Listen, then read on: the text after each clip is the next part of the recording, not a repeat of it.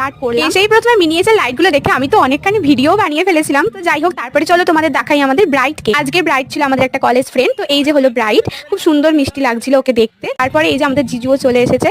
তো একদম বরের গ্র্যান্ড এন্ট্রি হচ্ছে এখন। তো দেখতেই পাচ্ছ তোমরা, আমি ডান্সও করেছি ঢোকার সময়। তো সবকিছু ব্লগের মধ্যে আছে, তোমরা পুরোটা দেখতে থাকো।